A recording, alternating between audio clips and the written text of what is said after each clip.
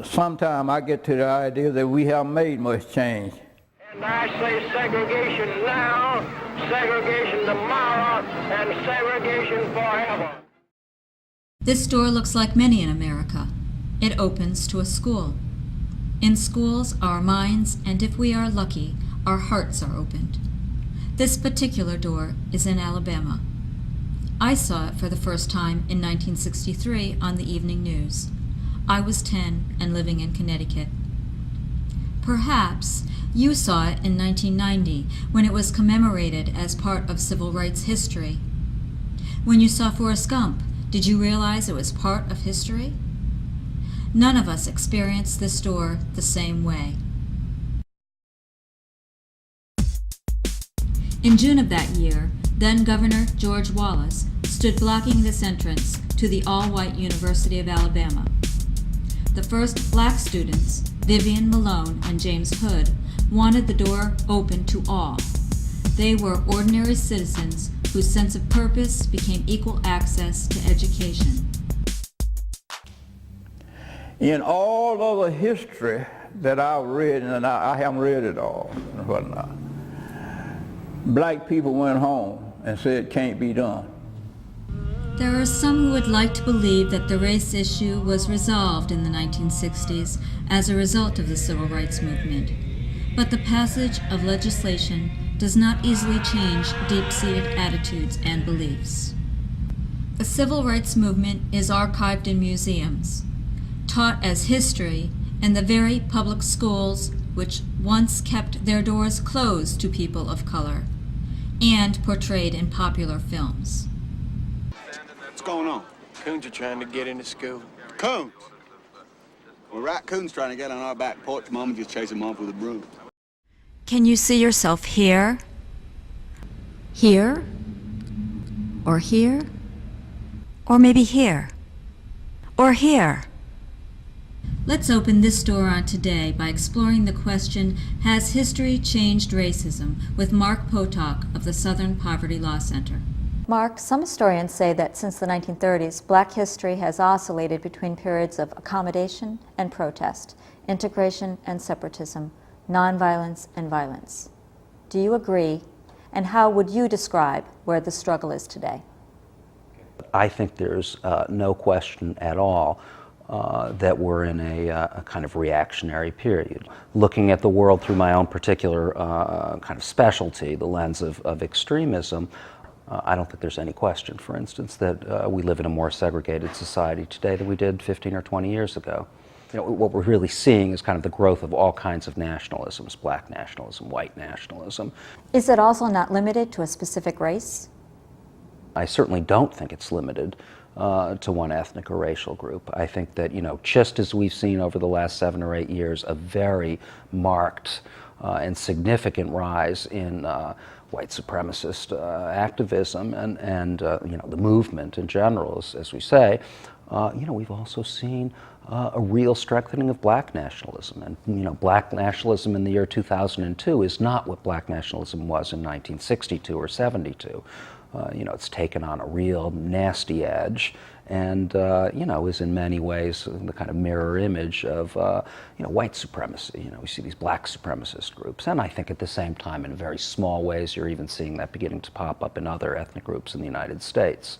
Mark, let's go back to 1963. Can you tell us about the bombing of the 16th Street Baptist Church and why it was recently a news event?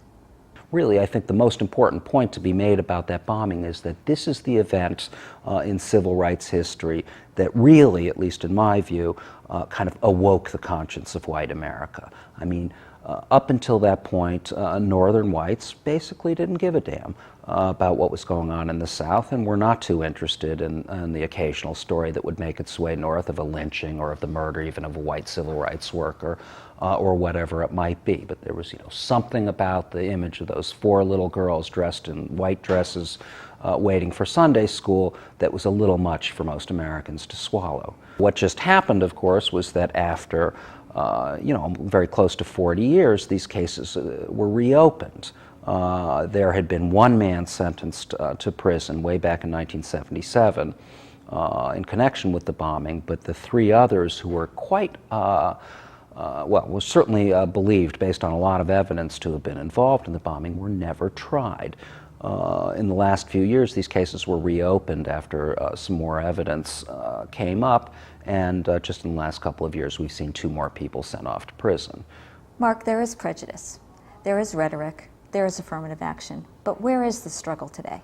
I think that there's no question that there's a white backlash against both the rhetoric and the actual events of the civil rights. Yes, I don't think there's any question that, you're seeing a backlash against affirmative action. You're seeing a backlash against some cases that have been very nasty. Really, we're living in an era in which people are incredibly uneducated and, sorely lacking in, critical thinking skills. And, you get people coming out of high school today who have no idea, why affirmative action. And, if there's a black student union on campus, why can't we have a white student union? And, don't understand the historical context of those kinds of things, which is the reason that you have a black student union or a gay student union on campus is that, we have essentially 200 years of sort of oppression of those groups in this country. And, there's a reason why, why those people kind of feel the need to band together.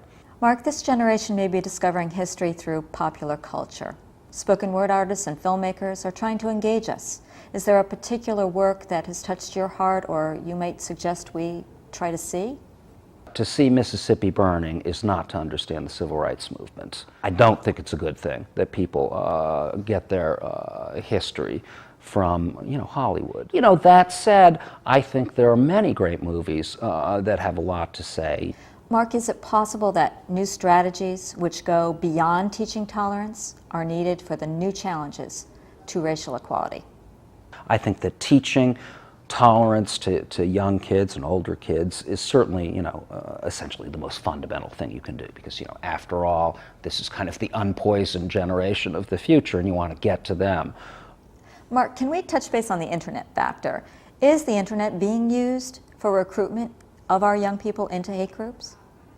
People felt that they were going to be able to go straight to the young people, past their miserable, politically correct parents and so on, and, kind of go for the hearts and minds of, the young Aryans out there. The leap from that, from kind of looking around a neo-Nazi page and joining a group and, shaving your head and going out and beating black people up, is a very long one, and I do not think that that's how recruitment essentially happens. And all real recruitment is face-to-face. It just doesn't happen electronically. Your organization, the Southern Poverty Law Center, also has a webpage. How does it attract young people to its message? The Southern Poverty Law Center does have a big new project called Tolerance.org that is aimed at exactly that kind of thing. It's aimed at kind of reaching younger kids as well as their parents and their teachers. Do you believe that opening doors to change starts with opening history books? I think without question, to sort of open the door on the world to understanding it really on any level at all does mean opening books and really plunging into them, and also kind of opening your mind, and that's something more than simply reading a lot.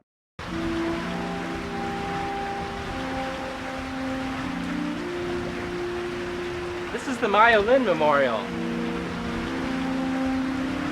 It's not a monument to suffering, it's a memorial to hope.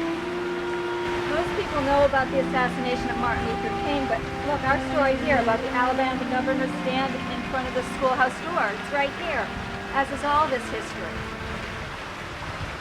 I put out an effort to try to make a difference. This quick walk through history has confirmed for me that the landscape of racism has changed.